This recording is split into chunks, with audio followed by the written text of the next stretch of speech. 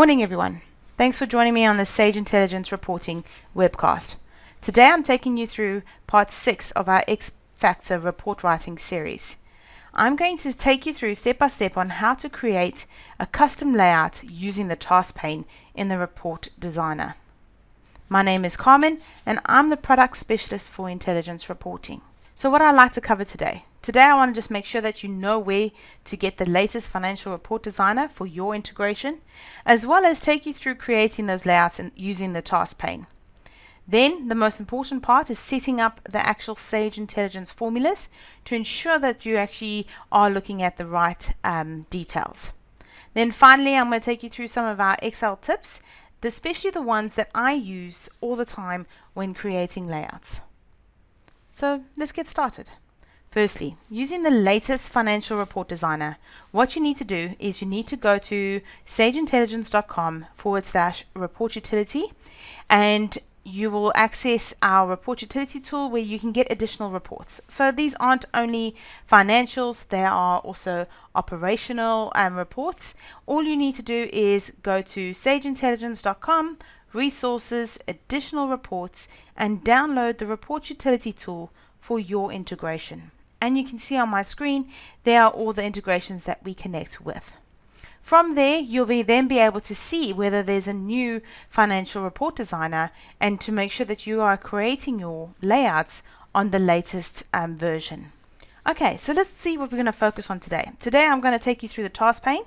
So we're going to focus mostly on lists and formulas and how they work, because I've done a few X Factor webcasts on reporting trees. And missing accounts is basically how you identify if accounts are missing from your layout. Dynamic account ranges found in the Tools tab for 300 and a few other integrations. There is loads of information on our learning portal for that. I will talk to you and tell you where to go and get information on that. Not all the integrations have dynamic account ranges. So, as you may have read or heard, I love the layout generator. Okay, now that doesn't mean I don't love the Task Pane. It just means it structures and sets up most of the work for me, so I don't have to manually do it myself. Using the Task Pane, you can set up any layout that you want and customize it for your needs. And I can do this within 7 steps. Okay, and this is what I've created in 7 steps. So my first step would be create the parameters. So what information do you want to pull back on? You want to pull back on SAM Limited, you want to pull back on the year 2019 and the period 5. Now some integrations you may need to add in some currency or budget codes but you would just enter in those parameters that you require for your report. Then you can use lists to basically pull in either a category group, your account level group, and then you'll basically apply a column header for step 3. Okay, so it's just that little green box with what you're actually reporting on. Okay, then you would add in step 4 your formula and reference your parameters as well as the number for your category or your account level details. Then once you've set that up using absolute referencing, you can then click and drag that formula down all the way down your column and set up your formulas. Then you'll see that because revenue and other revenue is an income, it will pull through a negative figure. So to change that, all you need to do is enter a negative between the equal sign and the formula. But I'll take you through that in a moment. Finally, I've gone in and added some totals there. You can see gross profit and net profit. I've gone in and calculated those, and I've added an if error. So if there is an error, it's going to show 0. And then I've gone and added for the whole column formatting of my numbers. Now when setting up Sage Intelligence formulas, it's vital that you use the correct absolute referencing. And as you can see, I'm using an actual GL actual 300 formula, and the first reference that it's looking at is SAM Limited, and you can see I've used absolute referencing on that because it's not going to change for any of those cells that I'm working in: revenue, cost of sales, other revenue, and other expenses. The same goes for the year and the period. So I've actually absolute referenced all three of those parameters. Then I've gone in and I've actually selected the category, and you can see there I've absolute referenced 3 times so that the column is static and the rows will automatically change as I click and drag that formula down. That's how you set up your Sage Intelligence formulas, and I will also send a document out on absolute referencing so that you know how to use that. Now, the Excel tips that I use when I am creating a report using the task pane, as well as when I'm using layout generator and I want to go and tweak it if I need to. The first thing I do is I love setting up VLOOKUPs. So if I'm going to allow the user to select a month instead of entering in a period or selecting a period number, I want to then pull that information in so that my formulas work. So to do that, I've used the VLOOKUP, and it's using the list table that I've created on the side, and it pulls the information back so that my period number actually shows in my period cell. Then data validation, it's always great so that the user doesn't have to enter anything in and there's no errors. I've got a drop down list that basically is pulling from my months list, and I'm using data validation to pull this back so that the user can just click on the drop down list, select the month they want to report on, and then my period updates automatically above it using that VLOOKUP. Then what I've gone and done here is I've gone and created my layout, and I've gone and added some charts at the bottom using that information I've just pulled in. And because it's dynamic, and when I say dynamic, we can change the period and the data automatically updates, my charts automatically update as well. Now the slice is nice because users like to just click on buttons. So what I've done here is I've selected a period, okay, and the period is pulling data from the pivot table that I created on my months list. So now the user can select whichever month using the slicer, and the select period section or cell is updated, and my report is then updated totally. Then I've also gone in and used an if statement to basically return only the periods that I've actually selected, which means if I want to just report and view my data up to period 7, but it's actually period 8, I can select period 7, which is January in this case, and then all the rest of the year is shown as 0 because I've hard coded that to pull through if the period is greater than what I've selected, then to show 0. So I'll show you how that works as well. Then absolute referencing, which we've discussed previously. Autofill, very useful when you're using the task pane. Instead of having to recreate everything again, I always make sure that I've created the basic columns that I need, and you can select more than one column, click and drag, and that automatically creates those columns for you with the same formatting. Then you got grouping, and a lot of the reports that if you got show account details, you want to group your layouts so that they are neater. Here I've only just grouped the categories just to show you how it works, but I'll take you through an example. And as you can see, you can actually hide that level, detailed level, and expand when you want to see it. So it just gives you a neater view of your data. We use in our generic or additional reports a lot of if errors, just so that we can ensure that if something does go wrong, it doesn't actually show you a really bad hash error name. You've actually got a 0 showing in, and then you can identify it's 0 and then go and find out why it's sitting at 0 if you have amounts in revenue and cost of sales.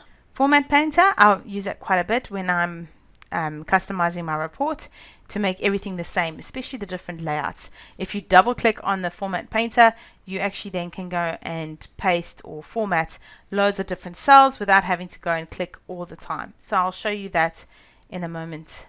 And then finally, hide rows and columns.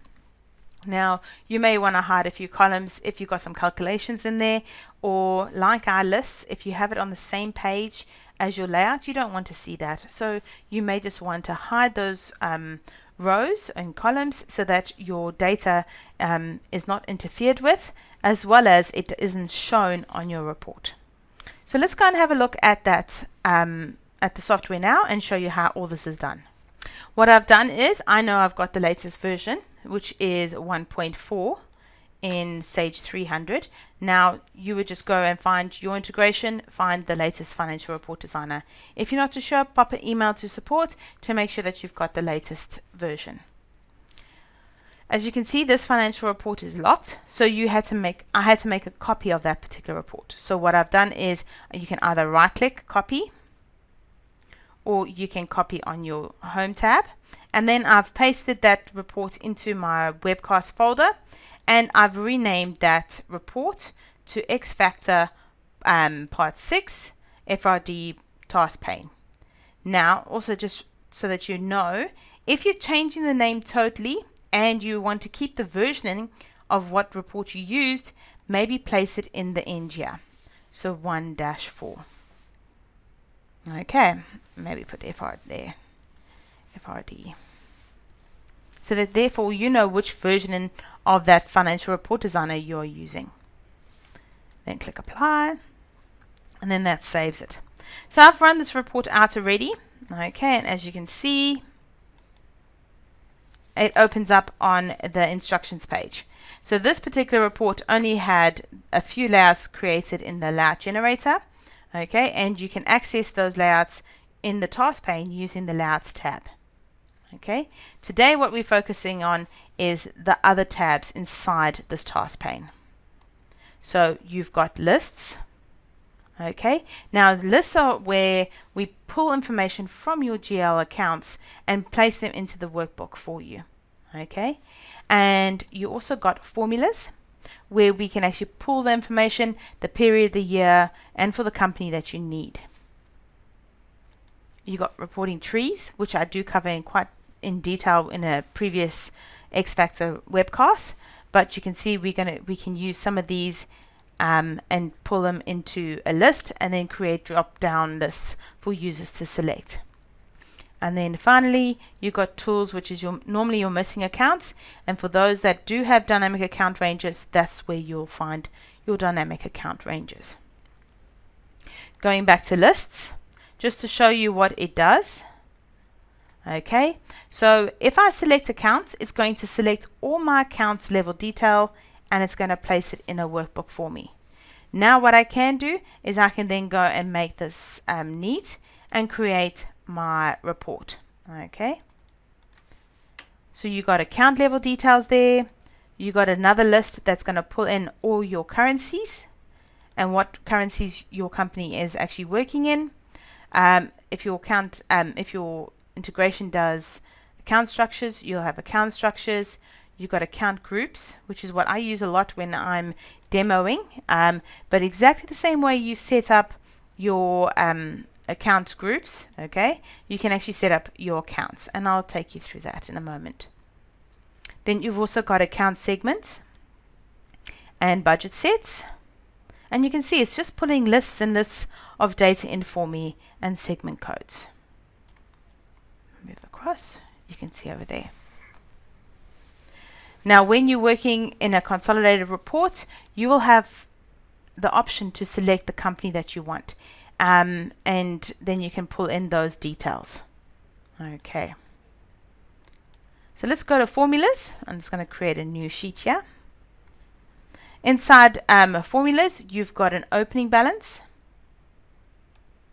You can see there it says opening balance, and then I'm going to put in closing balance, and this is how you use it. You click and drag your data inside, so that you got closing balance and actually it's a date. You got budget year to date. Don't be fooled by the numbers that it's pulling in here. Okay, you still need to set it up with the parameters to actually pull the data in. You also, in most integrations, you got the current year and the current period, which is linked into the company you've selected. Okay, some people have company name, not everybody. And then 300 has these few extras at the end. If you're wanting to know exactly what your integration is actually providing for you. What I suggest you do is you go to the learning portal, you go into intermediate, and you go and check out your financial report designer webcasts, short videos explaining everything you need to know about your financial report designer. Okay, so today's is generic, but I'm going to make sure that you know how to use it, and you should be able to go in and create any report that you need. Okay, so let's go and have a look at some of the Excel tips, and then I'm going to start creating layouts for you to use. So the first thing I did is I created this layout over here. As you can see, I have my parameters. Okay, and I've selected data validation, where I've got different years that I can change the data for. And you can see the report is dynamic because it updates automatically. If I had multiple companies, you could then select multiple companies. Period is looking up at this month over here. So if I double click on that, it's using a VLOOKUP. It's looking at the month and bringing back the period. So if I escape to come out of that, over here, when I click on the drop down list and select September, my gross profit and my first column over here updates. Then I go down again, select maybe November, and my data then refreshes again. Remembering this drop down list is used with this particular, is created by this list, and then that VLOOKUP is going, if November is over here, what is the period, and it's returning the period there. Okay, then on this report as well, I have another option of reporting not only on one period but multiple periods. So over here I've got a period 1 to 3, 4 to 6, 7 to 9, and 10 to 12. And if I double click on my formulas, you can see instead of looking at that period over there, it's actually using a range to pull back all of those periods. So I could go into this and change this to 6 and then enter. And my data will update. Just put a space there. There we are. And my data then updates. Okay. And therefore I can then go in and report on just the periods that I need. If you want to group them together, then you can. As you can see, I've got all my lists over here, and that's how I've created that data validation. I'll take you through that in a moment. The next thing I wanted to show you is my slices and columns. Okay, so one of the biggest things some people ask is that they want to basically have a better visualization of selecting months. So now what I've done is I've created another two lists with has the month and the period, and when I click on the slicer, the data actually updates. And one of the biggest things that people have come to me about is said, Carmen, you know, it's the new month, we're already in there, and I've now got data for that month in my report, and I don't want it to show in my layout. How do I take that off? So what I've done is I've actually created a formula that pulls in what period should be looking at. So if our formulas, our Sage Intelligence formula C is 0, it's going to bring back 0 details there. Okay, this only works on the desktop product, okay, not the cloud product. So what you've got here, if it's August, it's looking at the period 1 and saying if this is period 1 is smaller than this number over here, which is your period you selected, then allow it to pull back that number 1. If it's not, then you would pull back a 0, which is why that one hasn't worked. So if I click on here and I double click, you can see my referencing over here is if B6, okay, is smaller than the actual period your formula is looking at, the period that it is in, then return 0. Otherwise, return your period at the bottom there. So what I'll do is I'll send this workbook so that you can actually see this formula and apply it to your layouts if you need to. But now I can go into March and you can see my data is updated, and April, May, and then June. Okay. Then what I've also done is I've gone and added the month over here. So what I've done is over here, I've done a VLOOKUP. Okay, yet again, looking at the period. So it looks at the bottom one, period 1, and it goes, okay, period 1, return July. Period 2, return August. So that's how it's pulling back that detail. Then I just used Excel, okay, and I've basically pulled in what formula I'm using, and I've added a space, and then I've put in the cell, which is that cell over there. So if I double click, you can see it's referencing July. So just neat ways to neaten up your layouts, make them really useful and friendly. Then what you could do is you could actually go in and hide this list over here. Right click and hide this over here, because you don't actually need to see that. And then your layout is neater. It's less information that you have that you don't need, and your report is then available for your user to just print out. Okay, then what I've done here is just taking you through the steps which I've shown you in my slides, which is entering in your parameters. Then you pull in your lists, you give your column a name, and then you add in your formula, and you set up the absolute referencing, ensuring that you've basically selected everything correctly and you absolute referenced them correctly. Once you've done that, you click and drag it down, and as you can see under revenue, I have a negative between my equals and my actual formula. And if I go down one, because it's just the cost of sales, I don't need to add a negative because it's not recorded in my integration as an my revenue is recorded as a negative, and that's why for revenue I need to basically reverse the sign. Then our formulas that we have, okay, depending on what formulas that you're actually going to use, you may have an actual formula, and as you can see, you definitely need the company name, year, period, and what are you reporting on? Is it account level detail? Is it at a category level? Okay. For more information on how to set that up, you just click on your functional arguments, and it actually takes you through step by step on what you need to set up. So if your integration has additional things that you can filter your report by, like currency and currency type, you would just reference that cell where it is in the workbook, and then using F4 on your keyboard, absolute reference that appropriately. So I'm just going to remove that. Okay. Then for budget, obviously if you're using the budget formula, you're going to need the budget code that you set up. Remembering you can get that from the lists, okay, if you want a drop down list, if you want to place it in there. Otherwise you can actually just enter it in there, or enter it in hard coded into the formula at the bottom. Hang on, just go up over here. You could just type in 01. Okay. Then you've got prior actual, and all I've done here is use the actual formula, and I've gone in and I said subtract -1 from the year.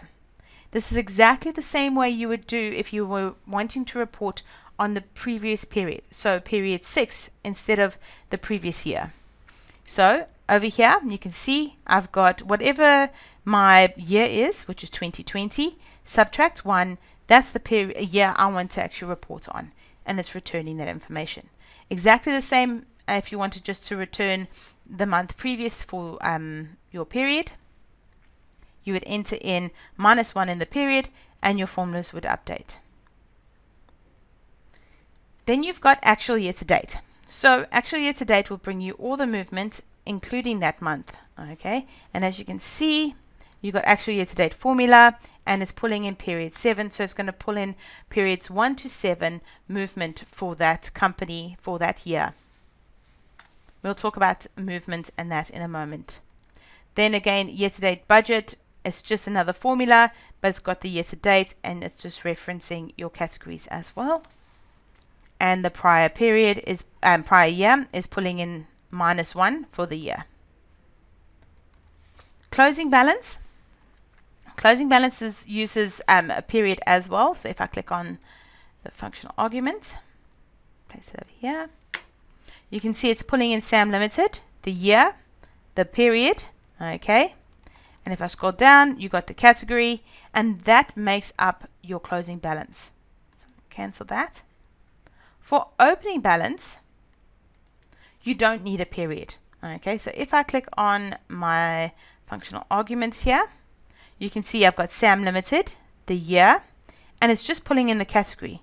That's all it needs for the opening balance. So let's go and discuss what actually these formulas are made up, how these formulas are actually made up.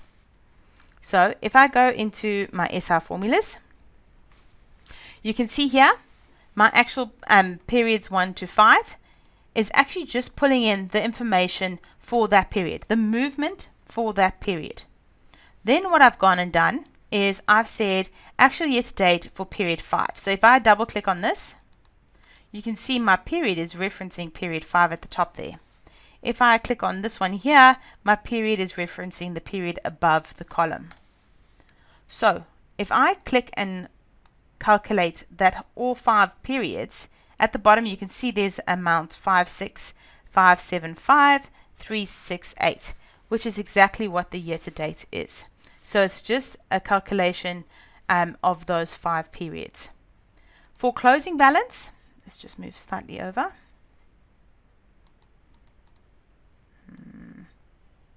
There we are. For closing balance, if I double click, remember it's pulling in needs a period, so it's looking at that period 5, okay, and it's also then looking at so it's using your company name, the year, and the period, okay. How that is calculated, it is using the opening balance, and it's taking the actual year to date, and it's giving you the closing balance for that period.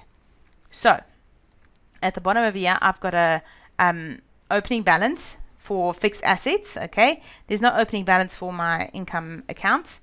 So all I need to do to calculate this closing balance here is I would take all of that, and then that should equal my closing balance, and that's exactly the same as my closing balance over there. But when I move to my balance sheet over here, you can see my opening balance is just bringing in for my balance sheet accounts. For my actual, for period 1, there was no information, but for my closing period, you can see it's just pulled in the fixed assets amount. For my depreciation, you can see there was a movement in period 1. So if I take the 2 of that, you can see for closing balance, it actually pulls in the summary of those 2. The same with actual year to date. So over here, what I've done is I've put in actual period 2 and actual year to date period 2. So that is the movement for period 2. And you can see over here, the movement for period 1 is 40 plus 45 for period 2, and that is equal to 85,000 in actual year to date.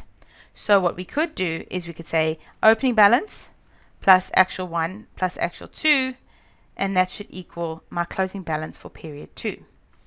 Or I could say opening balance plus my actual year to date should give me my period closing date. It's minusing. Yeah, it should give me our closing balance for that. Now, that's how our opening and closing balances and our other formulas work and how they calculate the data. Let's go and create our own layout now. So firstly, you start with a blank sheet. Okay, I like to give my tab names. So I'm going to say income statement, actual, current, period. Okay, the first thing you need at the top is your parameters. So company name, and it's Sam Limited.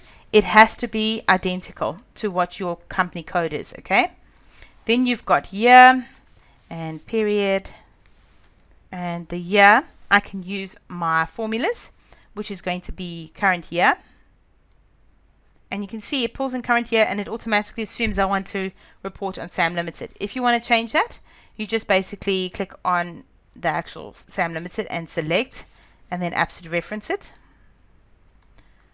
with F4.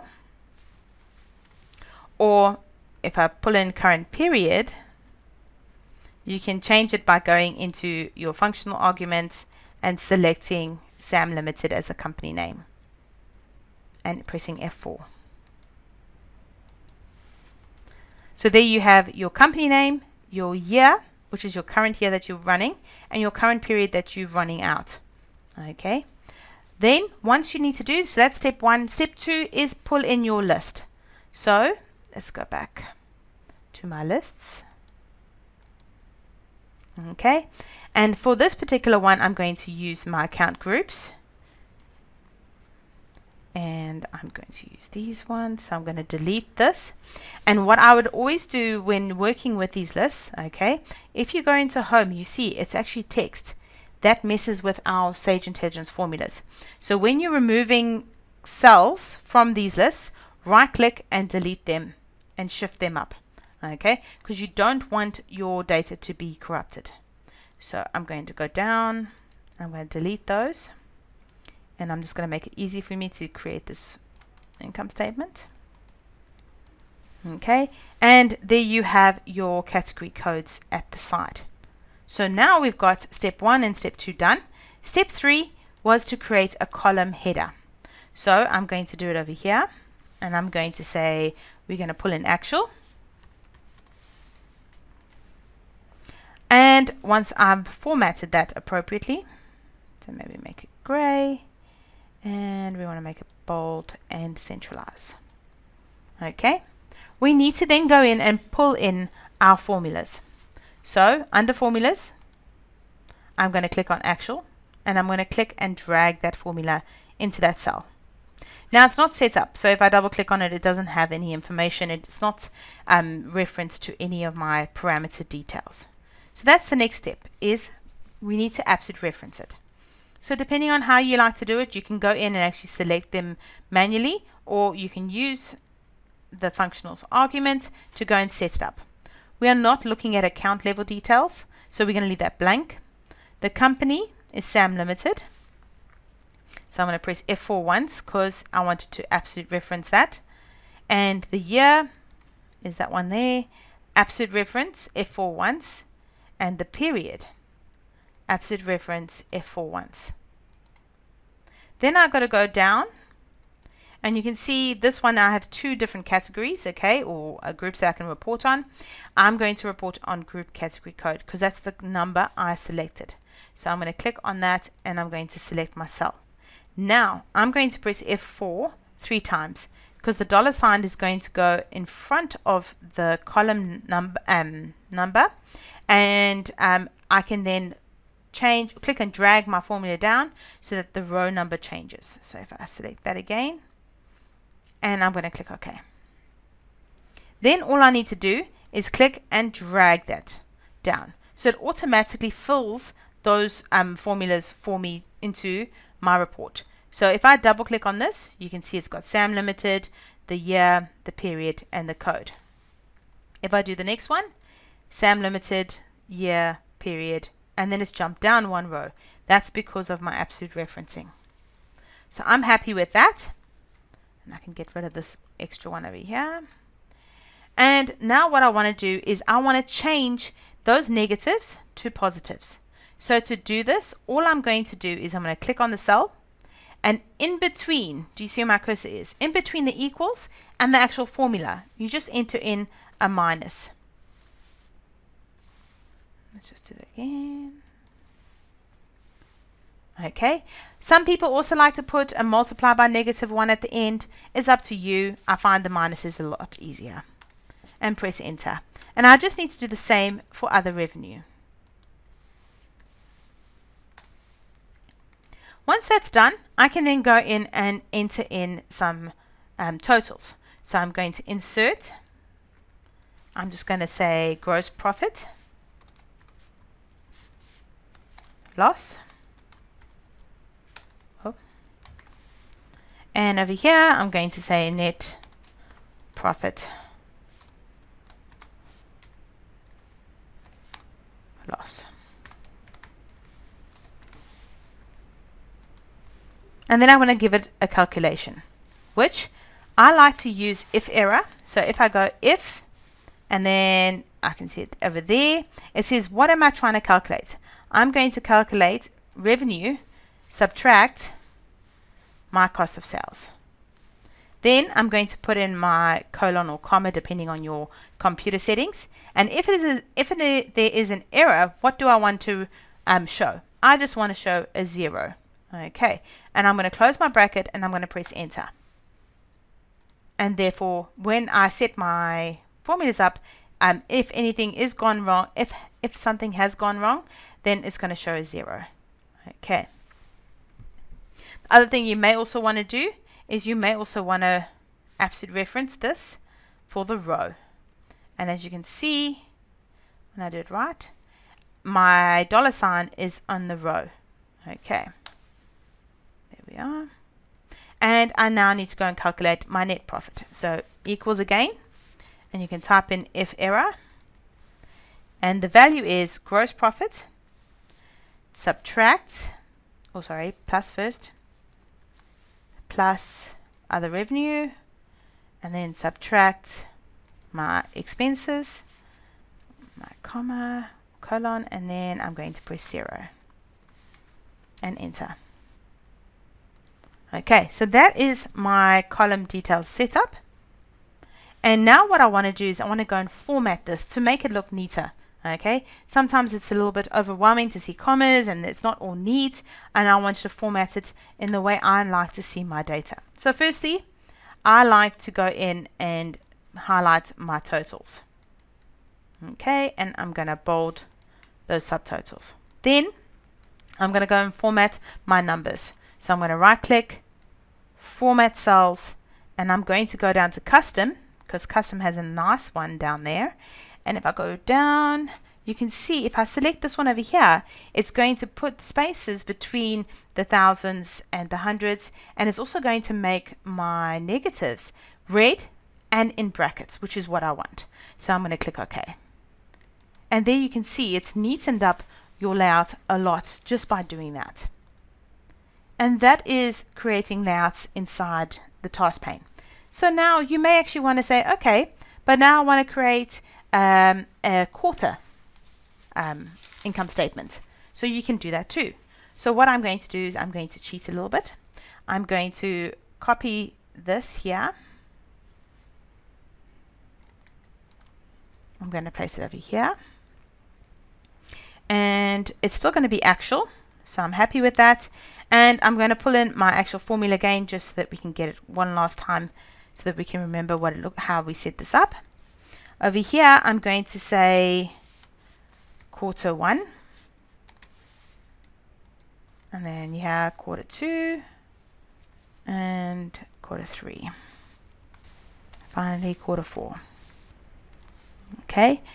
Now, when I set my formula up, I don't want it to looking at this period over here. I want it looking at and pulling all 3 periods in for Q1. So I'm going to use that range. So I'm going to type in 1, and I'll type in 2, and I'm going to type in 3, and then I'm going over here, and it's going to be 4 space to 6, and then 7 to 9, and then finally 10 to 12. And I'm going to show you how this autofill automatically makes my life 10 times easier. So I'm going to again format my formula or set it up. So I'm not using account, I'm using my categories, company name, I'm still referencing the one at the top, and I'm using absolute referencing, my year, my period. Oh, no, that's wrong. My period is going to be this one over here. Let's just try and take that out. That one there, and absolute reference it. So the row is static. And then I'm going to go down to my grouping, select my grouping, and make the column static. And then I'm going to click OK. Then I'm going to drag that down, and then I just subtract the formulas from my totals, so I can re-enter those in.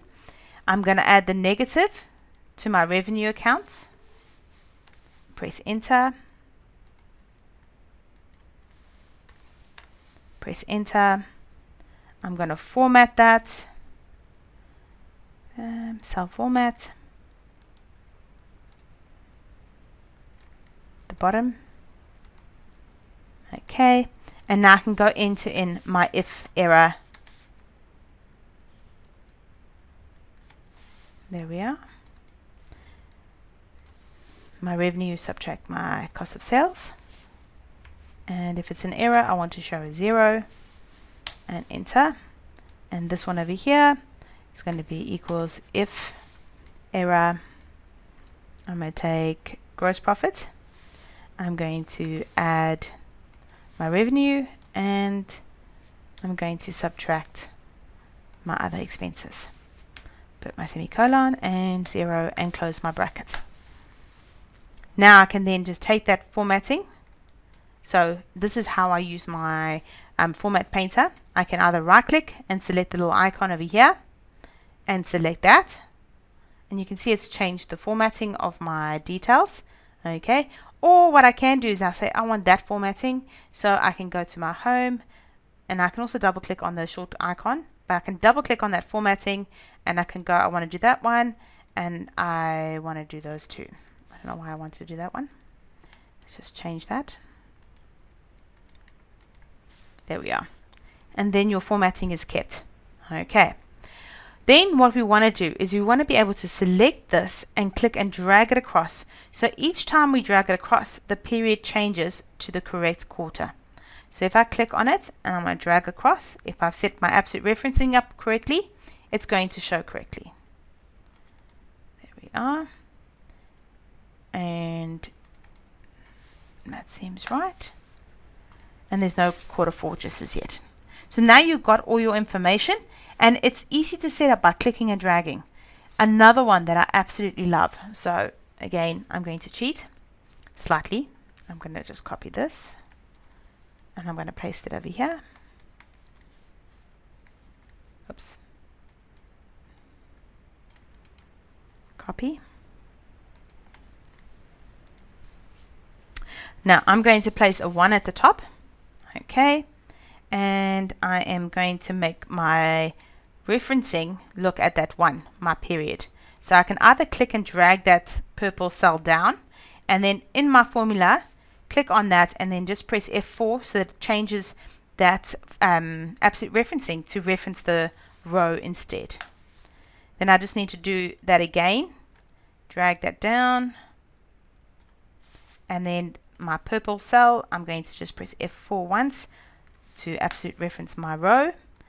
Now, because revenue and then cost of sales, revenue, and I can actually copy that and I can actually just paste my formula there and it's updated. So now if I double click on that, it's a negative, it's revenue, and it's looking at my period. And if I double click on my expenses, you can see it's not a negative and it's referencing that period. Now what we can do is I can actually select this and click and drag it across. And there I have my 12-month period or my 12-month income statement. As easy as that. Not forgetting that in any of these you can actually right click and drill down. And then that will bring you back the details in that particular balance. So let's go back. Now, if for instance you had set up your budget as well and you wanted the actual budget and then a variance, you could also do that. And it's easy as, let's copy this again.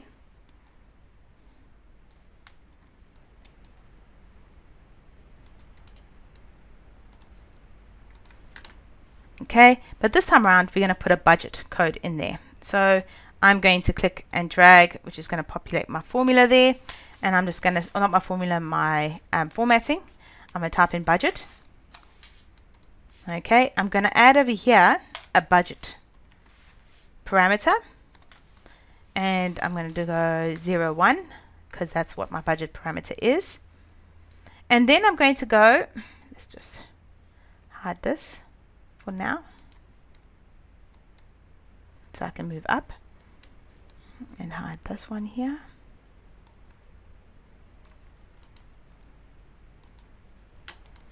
And then I'm going to go in and add my budget formula. So it's the same for everything you do when you're adding a formula. You click, you drag it in, and then you go into your functional arguments and you set that up. So I'm going to select the company name, the year, the period, and the budget set. You see that there's a new field there now.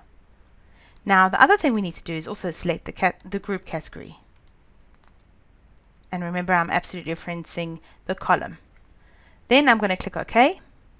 I'm going to select it and click and drag it down. Again, I want to remove the subtotals because that's not right. And for the revenue, I want to make sure I add that negative. And this one over here. I can also copy and drag my formula so it automatically calculates that. Change this here quickly.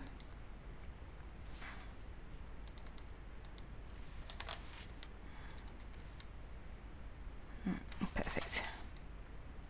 And this one is just drag across. There we are. So now you got your actual and your budget, and it's all for period 7. So we want to actually have it looking at period 1, which is basically placed above that period 1 there. Okay, so we can change our formula, and I've shown you how to do that.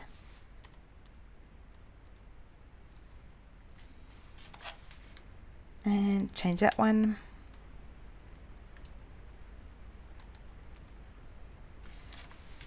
I'm going to copy and I'm going to paste it down here. Same over here. I'm going to just double click, bring my period, which is the purple one, down, and I'm going to select it and then change it to absolute referencing.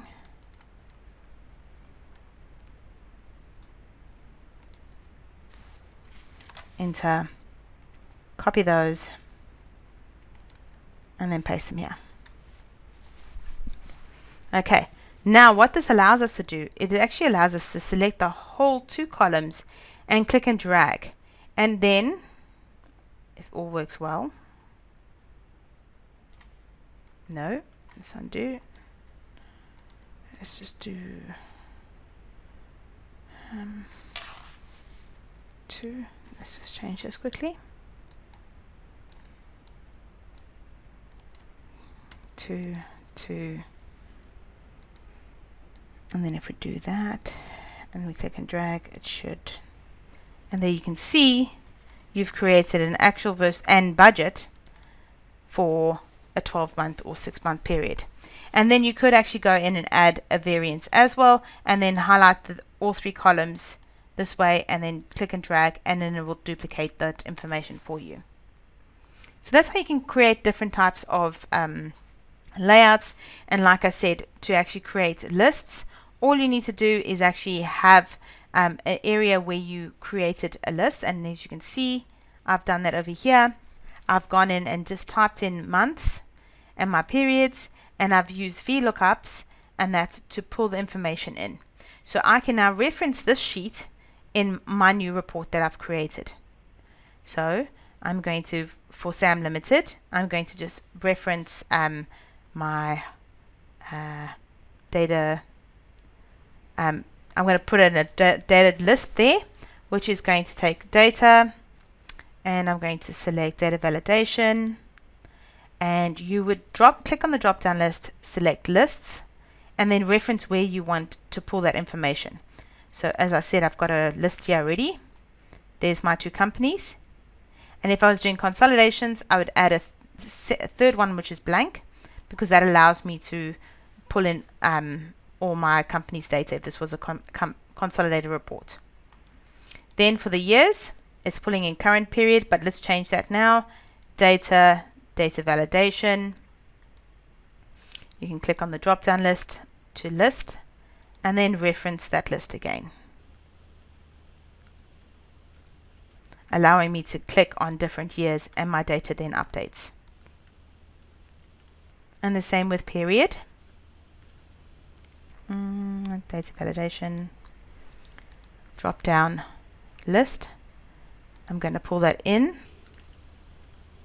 It's going to be months. Click OK. Oh, wrong one. Let's just change that.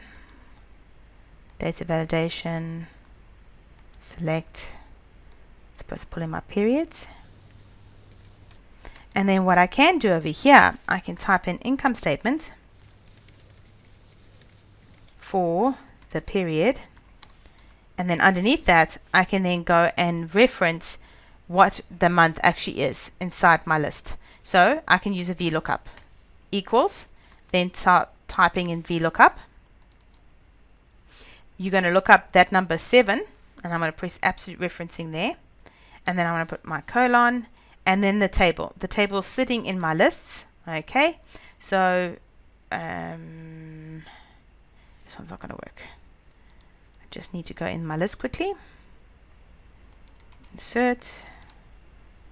I'm going to need my period. Copy that. For my VLOOKUP to work, I need my periods on my left hand side. So let me just go back. Over here equals VLOOKUP. I'm going to reference that period again and my table. So it's going to look up the period number and it's going to return my second column. So I'm going to put my colon in again, and I'm just going to absolute reference this over here. And then the column I want to return is column 2, which has my month name in it. And if I go again, I want an exact match, and I'm going to close my brackets and enter. Let's just change it again. You can see it's now pulling in. And again, using just normal Excel skills, you can actually make your report look really, really great, and formatting to make it look neater. If you want more information, you can go to YouTube Sage Intelligence, or you can go to sageintelligence.com and use our new learning portal. You can also go to Sage Intelligence Community and ask questions on our community. Then finally, you've got the Sage Intelligence Academy, where you can go and upskill, and there are some free courses on there as well, so definitely go and check those out. We love feedback, so I hope you found this webcast useful. Please do let us know, and like it and share the webcast link when you get it in your email. Thank you.